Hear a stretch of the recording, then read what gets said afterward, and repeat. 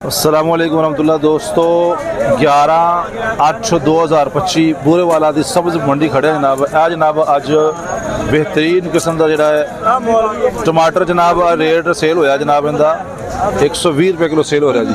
बेहतरीन टमाटर 120 रुपये किलो जनाब VIP अदरक है जी।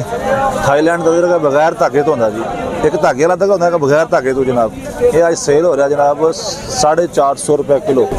अब वाइट लहसन है जी, बेहतरीन लहसन है जी 350 रुपये सेल हो रहा है जी। वाइट लहसन बेहतरीन लहसन है। मोटी तोरी लहसन है जनाब ये भी 350 रुपये सेल हो रहा है जी। मोटी तोरी वाला है नवा आलू जनाब 650 रुपये के 5 किलो सेल हो रहा है जी। 650 का 5 किलो। यह वाला जनाब प्याज 350 400 रुपये का 5 किलो सेल हो रहा है जी। बेहतरीन प्याज है जी। ये प्याज की क्वालिटी है कि महीना प्याज प्यार है खराब नहीं होगा। बेहतरीन किस्म का स्पेशल प्याज है।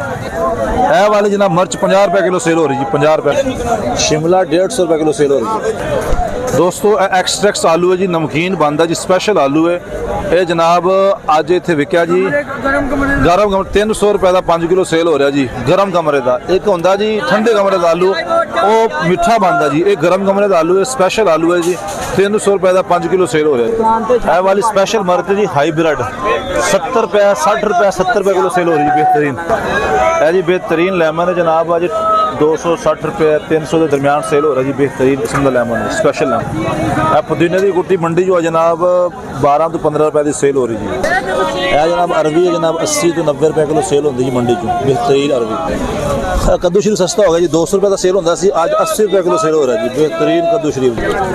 यह गाजर सेल हो रही 150 रुपये किलो। बेहतरीन किस्म की गाजर है जी 150 रुपये किलो। यह भिंडी जनाब 120 रुपये किलो सेल हो रही जी। बेहतरीन भिंडी 120 रुपये। यह जनाब गोभी सेल हो रही जनाब आज 150 रुपये किलो। गोभी 150 रुपये किलो जनाब। यह बताऊँ पे जनाब जो बैंगन आखते हैं ये तकरीबन सेल हो रहा है जी 50 रुपये किलो। 50 रुपये किलो सेल हो रहा है जी।